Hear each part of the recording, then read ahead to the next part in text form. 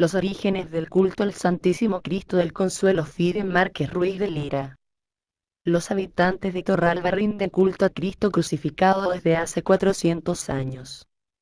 En tan amplio periodo de tiempo se han producido grandes cambios históricos y religiosos. Aparte de la ampliación y sucesivas remodelaciones de su ermita, hay que destacar dos: el cambio de advocación o título de Cristo de la Consolación por el de Cristo del Consuelo a mediados del siglo XVIII, y los cambios sufridos en su iconografía o imagen visual. La primitiva efigie sería de estilo renacentista de tipo rústico, muy transformada en la restauración realizada por el escultor José Alcoberro en 1886 hasta llegar a la talla actual realizada por Antonio Castillo Lastrucci en 1940.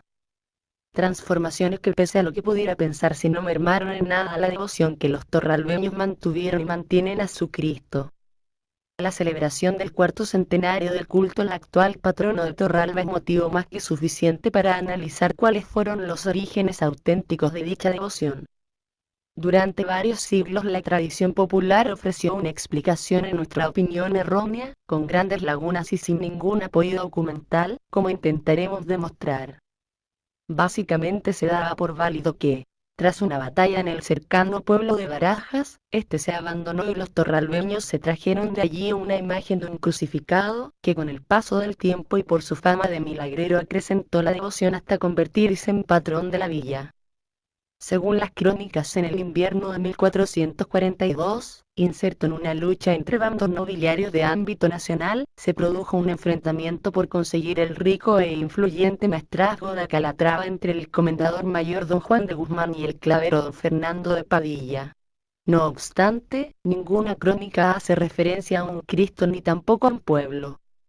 El comendador mayor procedente de Toledo y el clavero de Almagro se toparon en un campo que se llama Albarajas, donde hubieron su batalla muchos caballos, sí, caballeros, murieron de ambas partes. Tuvieron que pasar más de 130 años para que apareciese una relación entre Barajas y la imagen de un Cristo. En las relaciones topográficas de Felipe II se establece esa relación, basada en la creencia popular o tradición, que con el paso del tiempo será recogida y repetida por autores como Sánchez de León e Inocente Hervás. En 1575 los informantes en las relaciones de Daimiel decían: a una legua pequeña de esta villa de Daimiel está un éxodo donde parece haber habido edificación de pueblo antiguo, que debiera ser pequeño, que se llamaba Barajas, y que se despobló por guerras que en tiempo antiguo hubo en él, y parece que fue de cristianos, porque una campana que en una iglesia antigua que allí hay pequeña se halló y la llevó la villa de Torralba.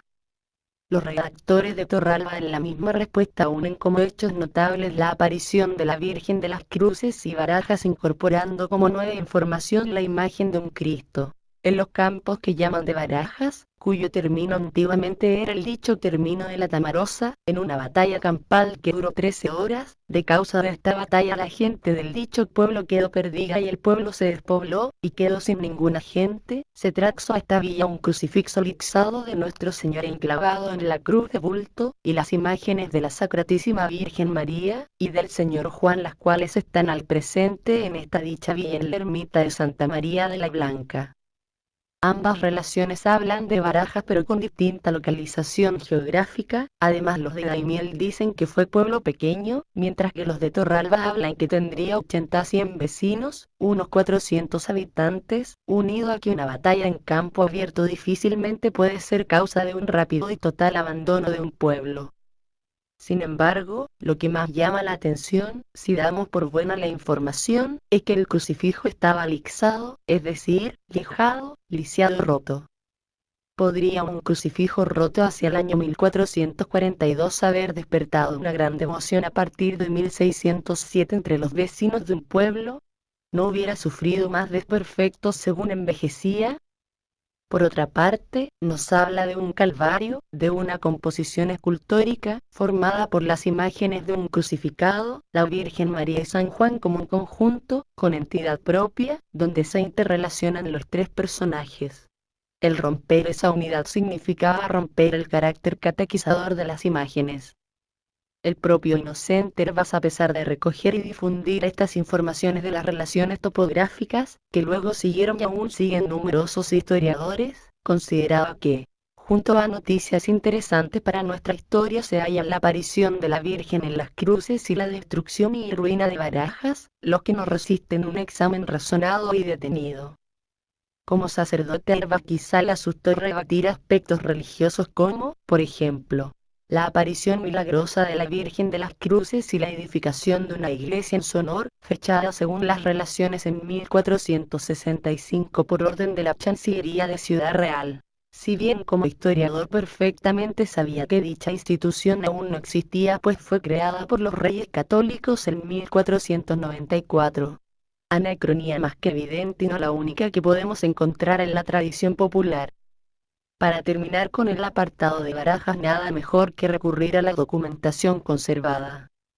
En una concordia o acuerdo celebrado en el año 1428 entre la Orden de Calatrava y la Hermandad Vieja de Ciudad Real se recogían los límites y jurisdicciones de todos los pueblos del campo de Calatrava, sin embargo no hay ninguna referencia a la existencia de Barajas y consecuentemente dicho lugar ya estaba despoblado mucho antes de la batalla, 1442. En los siglos XIV y XV muchos poblamientos fueron abandonados por la propia Orden de Calatrava por motivos que ahora no podemos desarrollar y sus tierras fueron disputadas por pueblos vecinos. Esto es lo que sucedió con el término de Barajas, franja que separaba Torralba y Daimiel desde el río Guadiana, dehesa de Zacatena, por el norte hasta la cañada Merdinches, términos de Almagro, por el sur. Término que comprendería dos antiguos núcleos. Uno en el éxodo de la Tamarosa, ermita de las Cruces, y otro en el éxodo de Barajas.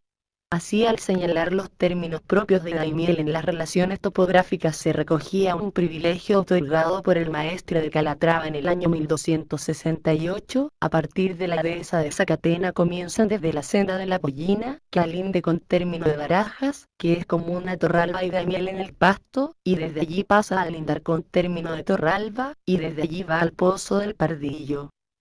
Según lo anterior Barajas, entendido como la Tamarosa, ya estaba despoblado en el siglo XIII y la disputa de sus tierras fue la causa de la aparición de la Virgen y la imagen del Cristo a mediados del siglo XV justo cuando crecía la población de Torralba y de Daimiel y se necesitaban más tierras para cultivar.